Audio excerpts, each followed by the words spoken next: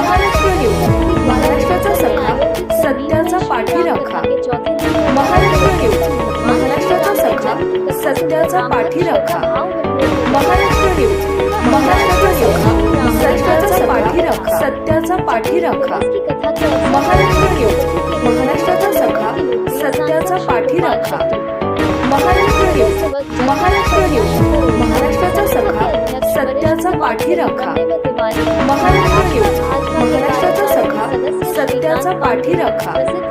Maharashtra news, Maharashtra news, महाराष्ट्राचा सखा, सत्याचा पाठीराखा. महाराष्ट्र न्यूज, महाराष्ट्राचा सखा, सत्याचा पाठीराखा. महाराष्ट्र न्यूज, महाराष्ट्र न्यूज, महाराष्ट्राचा सखा, सत्याचा ये पाठीराखा. कहूँगा कि ये कथा को आप कथा के माध्यम से ही मत सुनिए. ये कथा हमारे जीवन को, हमारे संसार को, हमारे देश को आगे बढ़ाने वाली कथा है और ये कथा के माध्यम से ये देश आज खड़ा हुआ है. 1990 के दशक को अगर मैं याद करता हूँ, राम जन्मभूमि का आंदोलन जब प्रारंभ हुआ था, हम सर पर ईंट लेके घूमते थे, बस्तियों में लोग हंसते थे, हमको भी शर्म लगता था. लेकिन वो दौर से हम लोग निकले, तब आज देश में राम मंदिर भी बन रहा है. 2024 में उसका उद्घाटन भी करेंगे, मत्था टेकने के लिए हम लोग जाएंगे और ये पूरा देश का जो आज वैभव हम लोगों को देखने के लिए मिल रहा है. ये राम कथा और रामलीला को जिसने कलाकारों ने रामलीला चलाई अपने जीवन काल में, सुधीर जी जैसे कथाकार ने कथा करते करते राम कथा को जीवित रखा.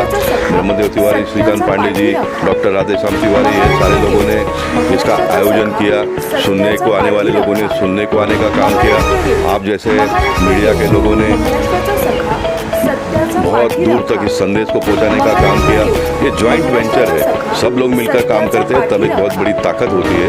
इसलिए मैं फिर एक बार कहूँगा कि धार्मिक व्यवस्था है, ये देश को आगे बढ़ाने वाली व्यवस्था है, ये हम सब लोगों के संस्कृति और संस्कार को जीवित रखने वाला व्यवस्था है. इसलिए इसको हमने बहुत भव्यता से करना चाहिए.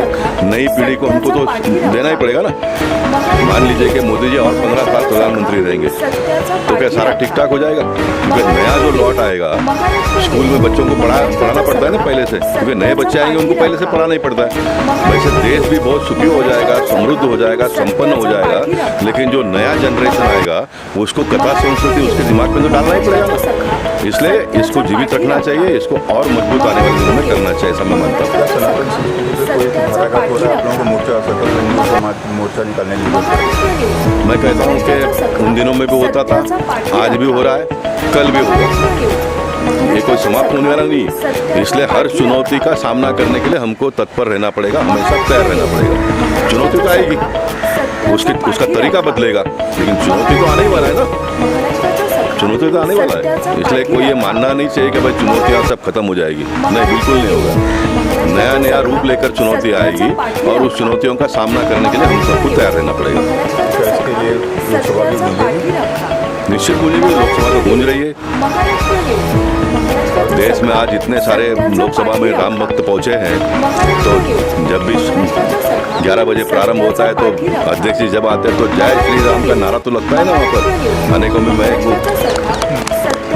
तो गूंजती है लोकसभा भी. पूरा देश गूंजना चाहिए. महिला शक्ति को कोई संदेश? महिला शक्ति ने ये भारतीय संस्कृति को जीवित रखने का काम किया है.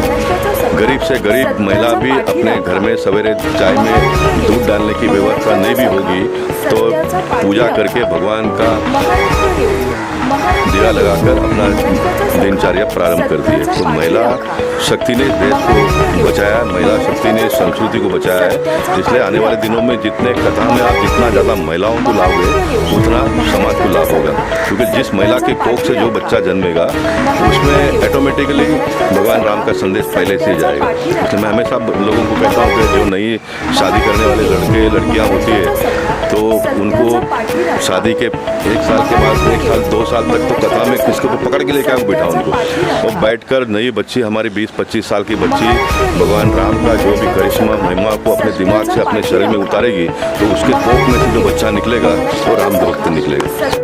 10 साल पहले हुआ, उस समय सुधीर महाराज जी उसके पहले एक बार आए हुए थे. यहाँ शंकर स्वामी जी का एक मंदिर है, संकट मोचन मंदिर है केतकी पड़ा में, तो वहाँ आए हुए थे, उन्होंने कथा कहा था। तभी हम लोग के मन में आया, मेरे और बंदे जी के मन में कि महाराज जी कथा यहाँ करनी चाहिए। उसके बाद फिर दूसरे साल से हम लोगों ने शुरू किया और ईश्वर कृपा थी, सबका आशीर्वाद था कि सब लोग साथ देते गए और ये कार्यक्रम 10 साल तक चल रहा है, तब से चल ही रहा है। बीच में हम लोग 1-2 बार और श्री अतुल के श्री भरद्वाज जी कथा कराए थे, एक बार एक ब्रह्मचारी जी थे आए थे द्वारकाधीश से, उनसे भी कराए थे। तो ऐसे करके सब चल रहा है। बीच में कोरोना काल में 2 साल नहीं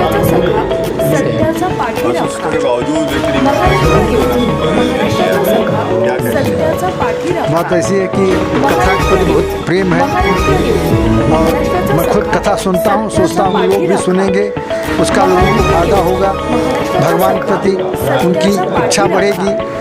और इसलिए कथा का जो पांडे जी ने बताया 1910 में 2010 में मंदिर पर हमने कथा सुना तो हमारे मन में आया कि यार कथा तो कहवानी चाहिए। तो हम लोगों ने छोटी मोटी कमेटी बनाया, तब से शुरू हुआ, लगातार चलता रहा और अच्छा कथा हुई। जहाँ भी मैंने पहले हमने रामलीला मैदान बोरीवली में किया, फिर कांदीवली में किया, फिर इसके बाद में यहाँ पर भी हुआ, फिर यहाँ पर हो रहा है।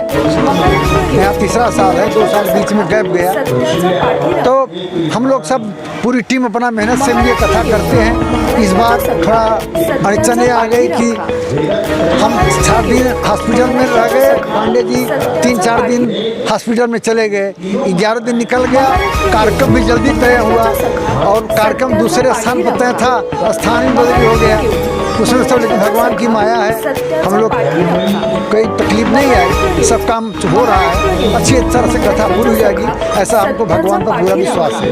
किया जाए यहाँ और थोड़ा यहाँ भीड़ कम है, उसको लेकर के थोड़ा सा उन्होंने समिति के लोगों को कुछ संदेश भी दिया, किस तरह से कैसे लोगों को जोड़ना चाहिए उसके बारे में भी उन्होंने बताया।